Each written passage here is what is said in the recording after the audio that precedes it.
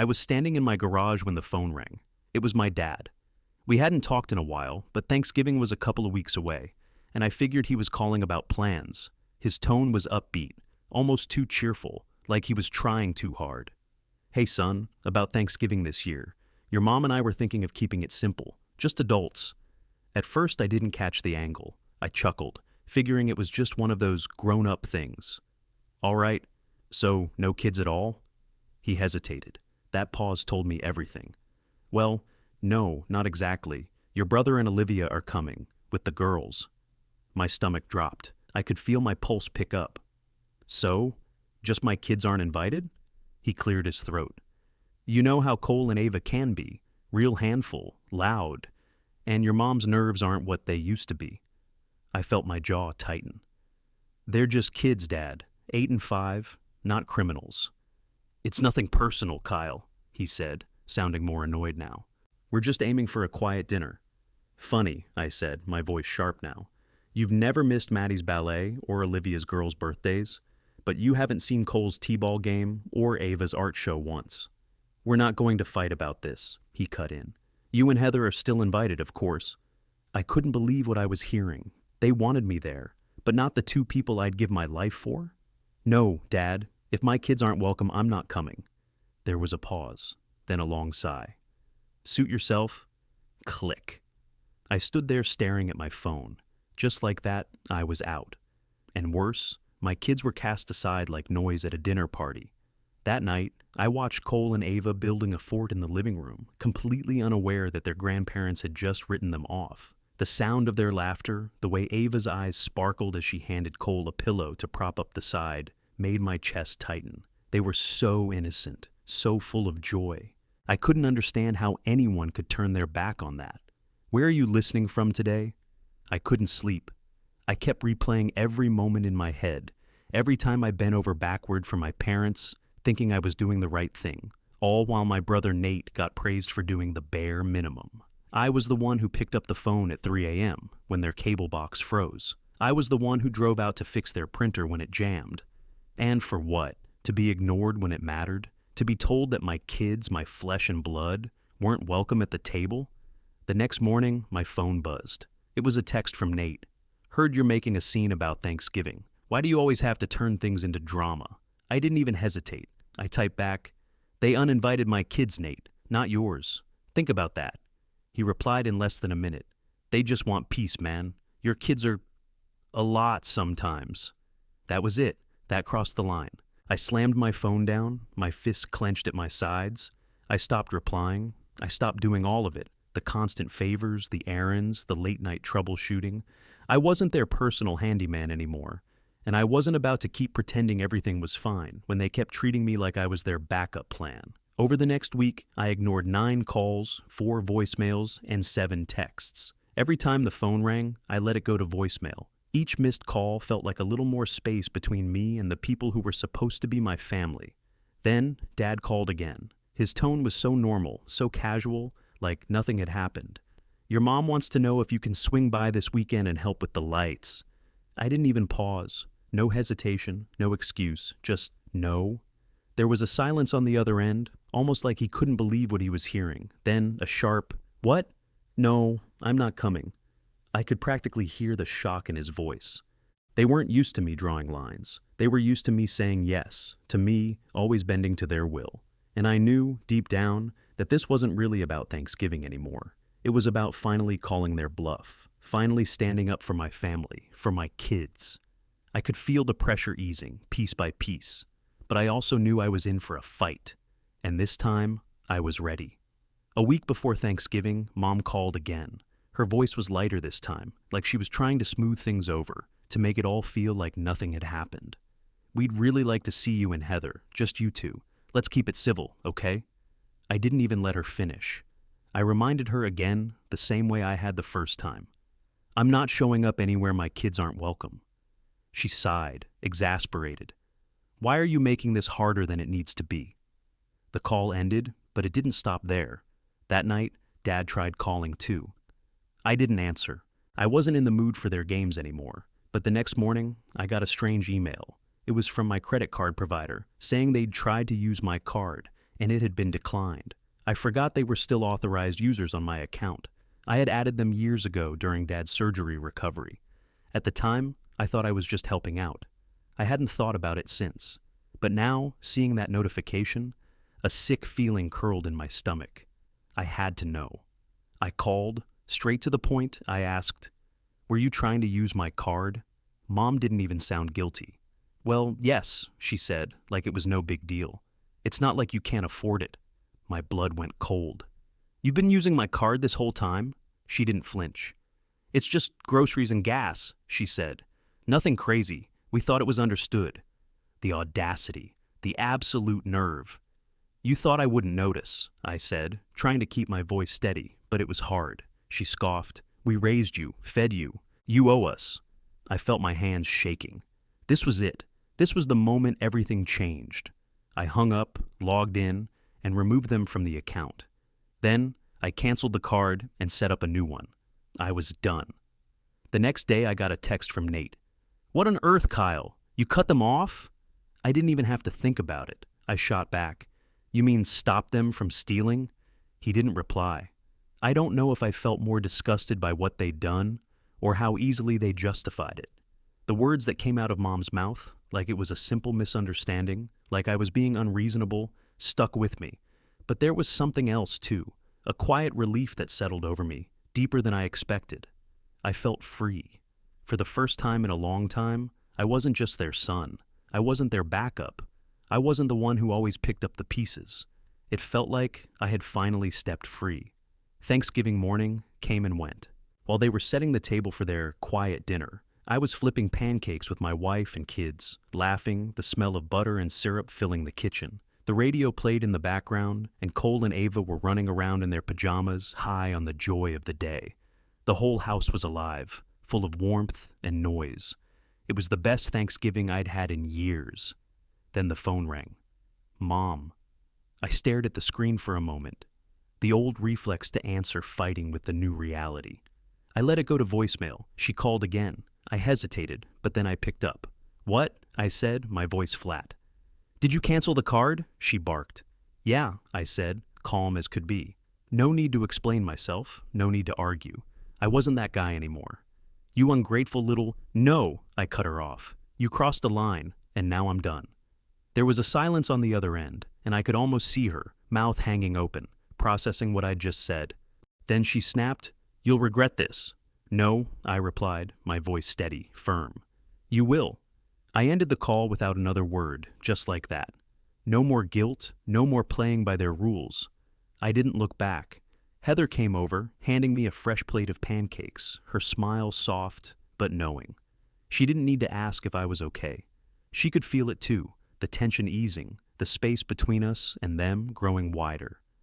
"I'm proud of you," she said, her voice quiet but full of love. I didn't say anything, just nodded.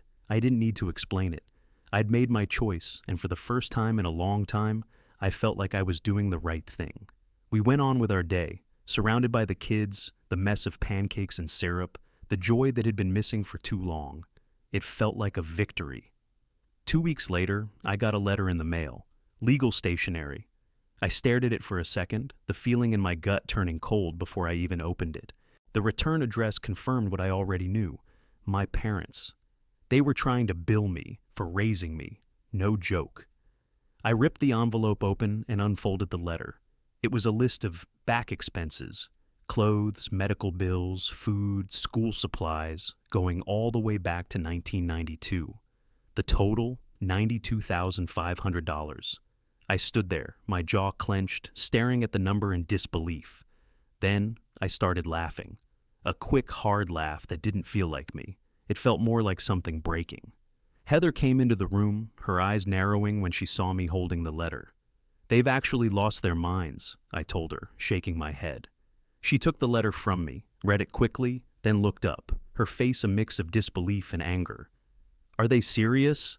"Oh, they're serious. But they're also desperate," I said, voice low. I felt the anger building in me, and I knew this was far from over. The next day I drove over to their house. I didn't care about anything anymore. Not their games, not their guilt trips. I knocked on the door, and when Mom answered, I held the letter up like it was a burning fuse. You want to charge me for being your kid? Her eyes flicked to the letter, and she straightened. We made sacrifices, she said, her voice defensive. And now you've cut us off. I couldn't stop the words that came out next. Because you were stealing from me. Just then, Dad appeared in the hallway. He didn't say anything, but his eyes were fixed on me, cold and hard. You owe us, he said, like it was a fact, like I was the one who had taken something from them. I felt my fists clench. Take me to court then, I said, folding the letter in half slowly, deliberately. Try explaining this to a judge. Go ahead. Mom's face went pale, her lips trembling as she tried to find something to say. Dad looked away, like he couldn't even face me anymore. I tore the letter in half, then into smaller pieces, and let them fall at their feet. I felt nothing. No regret, no guilt. Just finality. Merry Christmas, I said, my voice cold, before I turned and walked away. I kept walking. Not once did I turn around. Christmas Eve, the doorbell rang. I wasn't expecting anyone, but I had a feeling. I walked to the door, peered through the peephole, and saw them standing there, my parents, holding a gift. I took a deep breath, already feeling my blood pressure spike. Mom gave a nervous smile when she saw me through the glass. We just want to make things right, she said, trying to sound sincere. I didn't open the door. I didn't want to. Then leave, I said, my voice flat. No warmth, no room for discussion. Her smile faltered. She glanced down at the gift in her hands, then back at me. Kyle, don't do this. Don't punish the kids. You did that already, I shot back, unmoved. Mom looked like she was trying to find the right words, but Dad, standing just behind her, couldn't hold back. He snapped, You're seriously going to turn your back on your own family? I let out a quick breath. You made that decision for me, I said with an even voice. I wasn't wavering, not anymore. Take your gift and go, I added, my voice colder than I intended. But the words felt right. Mom's eyes narrowed, her frustration slipping through her carefully constructed facade. Think about the kids, she barked, her voice cutting through the air like a knife. Exactly why you're not seeing them, I said, looking her in the eye. There was no more pretending, no more sugarcoating. This wasn't about them trying to fix things. It was about their control, and I wasn't giving that up. There was a long pause as she held the gift out toward me, like it might change everything. But I couldn't look at it. I didn't want to. I'm done, I said, almost to myself. Don't come back. I didn't wait for another word. I shut the door hard, the thud echoing in the silence that followed. I walked away from the door, from them, and I didn't turn around. I didn't need to. They'd made their choice, and I had made mine. And that was that. New Year's Eve. The doorbell rang again. I wasn't expecting anyone, but I knew who it was before I even looked through the peephole. They didn't even try to hide it this time. My parents standing there with Nate and Olivia. I opened the door without any of the usual small talk. I didn't even try to be polite. What now? I asked, crossing my arms. Nate spoke first, looking like he was trying to play peacemaker, but I saw the anger behind his eyes. We've spoken to a lawyer, he said, his tone cold. About what? I asked, not bothering to hide my irritation. Grandparents' rights, Dad said, his voice hard. He didn't even try to sugarcoat it anymore. We're not going to let you cut us off from our grandkids. I didn't know whether to laugh or scream, so I did both. I laughed in their faces, a quick, sharp sound that didn't feel like it belonged to me anymore. You're kidding, right? I asked, shaking my head. Mom stepped forward, a smug look on her face, like she thought she had some upper hand. We're serious, she said, her voice low and steady. Then go ahead, I said, my anger flaring, but I didn't back down. Try it. I pulled out my phone, holding it up between us like a weapon. I've got every text, every voicemail, I said, watching their faces change. The spending, the favoritism. Try your luck in court. They went pale, and I could see the panic creeping in. Mom's face twisted in a mix of disbelief and fear, while Dad looked like he was trying to figure out how to spin this into something he could win. Olivia, who had been standing there quietly, finally spoke. You're being cruel, she said, her voice soft but sharp. I didn't flinch. I'm being a father, I shot back, not caring how it sounded. Something you people never understood. There was nothing left to say, nothing they could say to make this better. I was done. I'd had enough. I didn't wait for a response. I just slammed the door in their faces, the finality of it ringing through the house. That was it. That was the last time I saw them. I stood there for a second, staring at the door. My pulse was racing, but I didn't feel a single ounce of regret. They had crossed too many lines, and now there was no going back. Spring came. I was sitting on the porch, watching Ava blow bubbles while Cole chased them around the yard. The sun was warm, the air smelled like fresh grass, and everything felt so damn peaceful. Heather came out with a beer in hand and sat beside me. "It's quiet," she said, taking a long sip. I nodded, feeling the weight of the past months lift with each passing day. They finally got the message. We hadn't heard from my parents or Nate in months. No calls, no threats, no guilt trips. And for the first time in years, I felt light, free. It was like I could finally breathe again. "You think they'll try again?" Heather asked, glancing at the kids who were laughing as they ran in circles. "Maybe," I said, but there was no doubt in my voice. "But it won't matter." They had lost their grip. They didn't control me anymore. I wasn't their backup plan, their handyman, or their emotional punching bag. And most of all, I wasn't letting them near my kids. My kids had love, stability, respect. They didn't need approval from people who thought love was something you had to earn, like a transaction. They were already more than enough. I raised my bottle. "To peace and pancakes," I said, the words tasting right. Heather laughed and clinked her bottle against mine. The sound felt final, like a chapter closing. We both looked out at the kids running through the yard, their faces full of joy, completely oblivious to the storm we'd weathered. This was the life I built, one without conditions, one where love wasn't a bargaining chip, where I didn't have to prove my worth. I'd protect it at any cost, because now I knew exactly what I was worth. What would you have done in my place?